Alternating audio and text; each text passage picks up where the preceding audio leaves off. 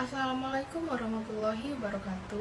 Perkenalkan, nama saya Aureliani dengan NPM 252011119 dari Fakultas Hukum Universitas Lampung. Dosen pengampu Ibu Diah Kustiani. Di sini saya akan menjelaskan bagaimana kebijakan penanggulangan kejahatan. Arahkan ke tempat yang aman.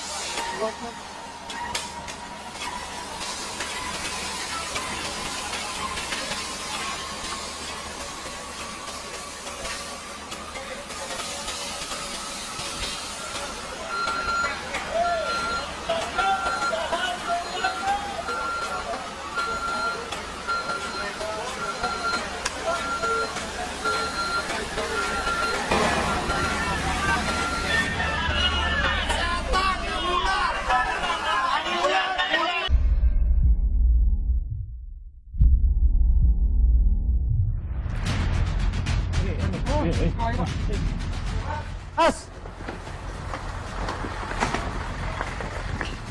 Woi. Diam. Sudah ini pakunya, ini paku. Woi. Pak.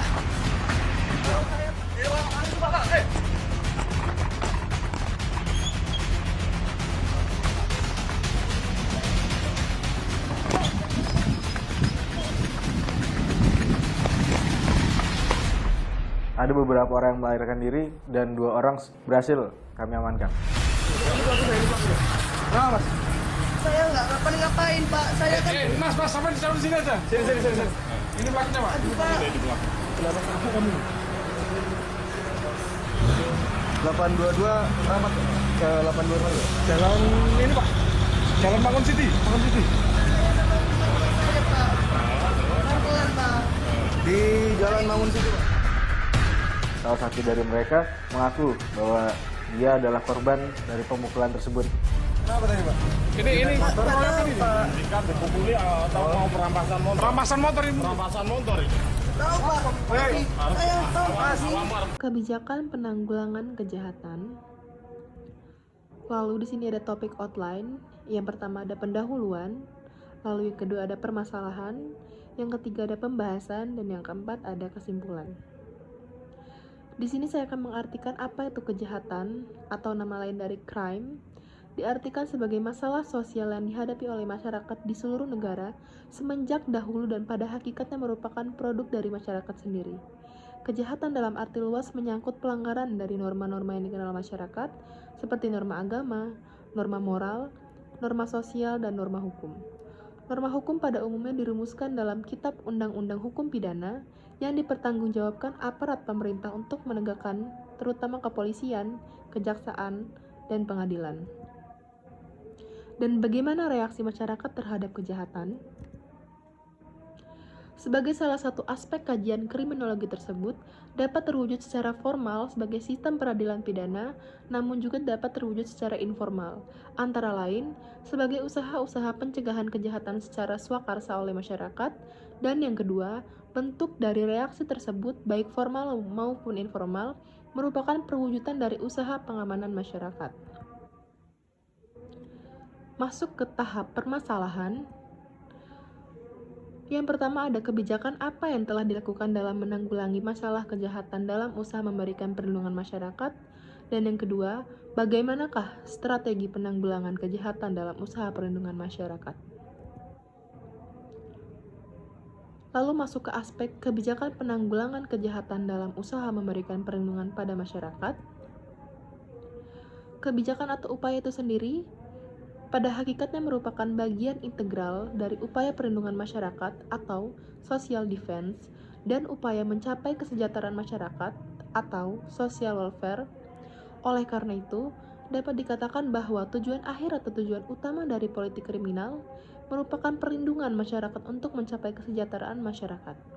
upaya penanggulangan kejahatan perlu ditempuh dengan pendekatan kebijakan dalam arti yang pertama, ada keterpaduan atau integritas antara politik kriminal dan politik sosial. Dan yang kedua, ada keterbatuan integritas antara upaya penanggulangan kejahatan dengan penal dan non-penal.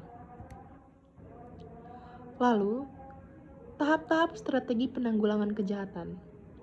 Dilihat dari kebijakan hukum pidana atau sasaran adrestat, dari hukum pidana tidak hanya perbuatan jahat dari warga masyarakat, tetapi juga perbuatan dalam arti kewenangan atau kekuasaan, penguasa atau aparat penegak hukum.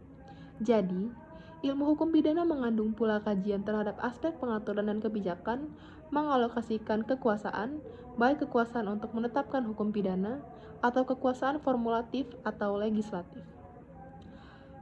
Lalu, mengenai perbuatan apa yang dapat dipidana dan sanksi apa yang dapat dikenakan, maupun kekuasaan untuk menerapkan hukum pidana, atau kekuasaan aplikatif atau yudikatif, dan kekuasaan untuk menjalankan atau melaksanakan hukum pidana, kekuasaan berupa eksekutif atau administratif. Dan masuk ke tahap kesimpulan. Yang pertama, menurut saya, kebijakan atau upaya penanggulangan kejahatan pada hakikatnya merupakan bagian integral dari upaya perlindungan masyarakat atau social defense dan upaya mencapai kesejahteraan masyarakat atau social welfare. Lalu, upaya penanggulangan kejahatan perlu ditempuh dengan pendekatan kebijakan dalam arti yang pertama, ada keterpaduan atau integritas antara politik kriminal dan politik sosial, dan yang kedua, ada keterpaduan antara integritas serta upaya penanggulangan kejahatan dengan penal dan non-penal, dan yang kedua, pembagian strategi penanggulangan kejahatan dalam upaya memberikan perlindungan masyarakat dapat ditempuh melalui 3 tahap, yakni tahap kebijakan formal formulatif legislatif, yakni tahap penetapan atau perumusan hukum pidana oleh pembuat undang-undang. Dalam tahap kebijakan formulatif ini ada 2 kewenangan, yakni kewenangan substantif, yaitu kewenangan yang dapat ditimbulkan oleh dari hukum pidana material atau substantif, dan kewenangan formal atau adjektif, yaitu kewenangan yang ditimbulkan oleh atau dari hukum pidana formal. Yang kedua, dalam kebijakan aplikatif atau kebijakan yudikatif atau yudisial, merupakan tahap penerapan hukum pidana oleh aparat penegak hukum atau pengadilan. Dan yang ketiga, tahap kebijakan eksekutif atau administratif, yaitu tahap pelaksanaan pidana oleh aparat pelaksana atau eksekusi pidana. Dan selanjutnya saya akan menampilkan bagaimana kebijakan penanggulangan kejahatan sesuai dengan penjelasan Guru Besar Fakultas Hukum Universitas Muhammadiyah Jogja, yaitu Dr. Yeni Widowati, SHMH. Assalamualaikum warahmatullahi wabarakatuh. Para mahasiswa yang berbahagia, marilah kita mulai kuliah ini dengan bersama membaca basmalah. Bismillahirrahmanirrahim. Pada kesempatan kali ini kita akan membicarakan mengenai penanggulangan kejahatan. Memang bicara kriminologi itu bicara penanggulangan kejahatan dan faktor penyebab kejahatan. Pasti terkait dengan kriminologi. Penanggulangan kejahatan ada 2, bisa dilakukan secara penal dan non-penal. Penanggulangan kejahatan melalui jalur hukum pidana dan di luar jalur hukum pidana. Menurut Profesor Barda Nawawi Arif, bahwa penanggulangan kejahatan secara non-penal lebih menitik beratkan kepada upaya preventif, yakni berupa pencegahan sebelum terjadinya kejahatan. Sedangkan penanggulangan yang kedua, penanggulangan secara penal itu melalui jalur hukum pidana. Jadi sesudah kejahatan itu terjadi. Mari kita bicarakan satu persatu. Kebijakan melalui sarana non-penal dapat dilakukan dengan berbagai bentuk. Di antaranya yang pertama, penyantunan di bidang kesehatan. Sebenarnya penyantunan bisa dalam bentuk apapun. Selain kesehatan, kemudian penyantunan terhadap fakir miskin, penyantunan di bidang ekonomi, pendidikan, dan seterusnya. Kemudian yang kedua, dilakukan melalui pendidikan moral, kemudian keagamaan, dan lain sebagainya. Nah, jadi kalau yang pertama tadi bisa penyantunan sarana pendidikan, ini pendidikan moral terkait moral seseorang.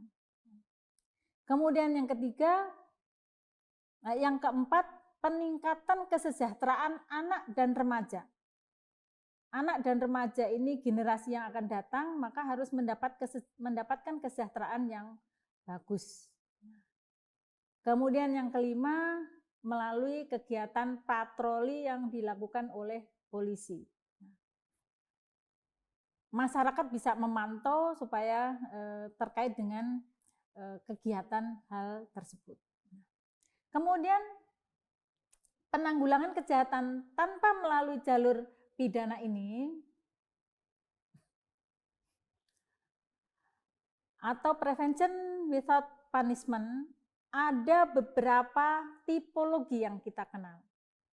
Ada tipologi pencegahan primer atau primer prevention yang lebih diarahkan kepada baik masyarakat sebagai korban potensial maupun para pelaku-pelaku kejahatan yang belum tertangkap atau pelaku potensial. Korban potensial itu orang-orang yang mempunyai potensi besar untuk menjadi korban kejahatan. Misalnya perempuan dan anak-anak.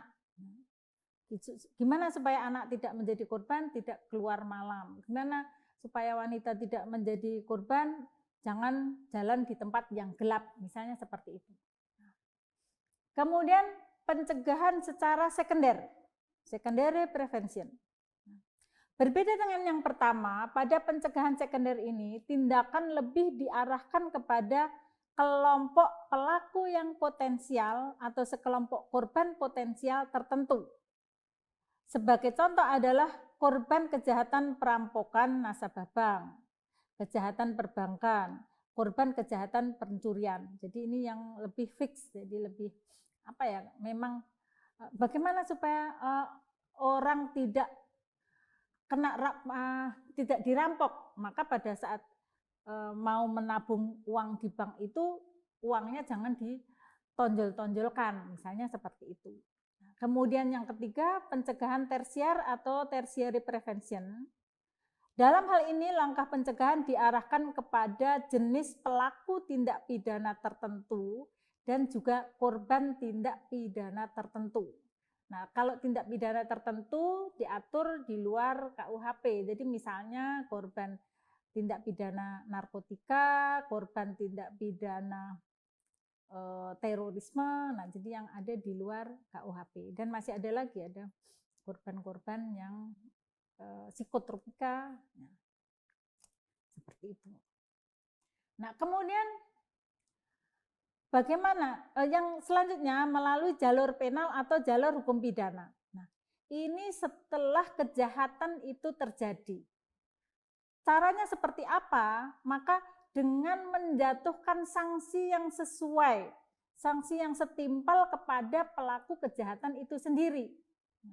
Disinilah diperlukannya penegakan hukum yang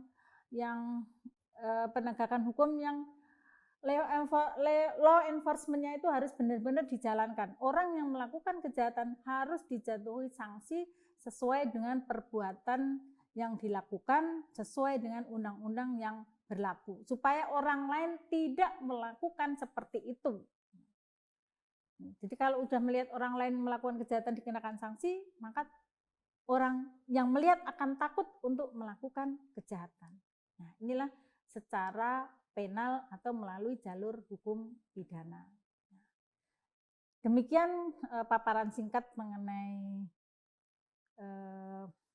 penanggulangan kejahatan. Mudah-mudahan ada manfaatnya.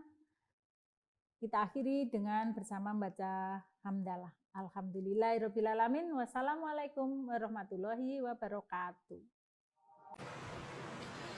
Sekian dari hasil pemaparan materi saya mengenai tema kebijakan penanggulangan kejahatan.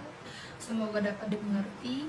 Dan saya akhiri. Wassalamualaikum warahmatullahi wabarakatuh.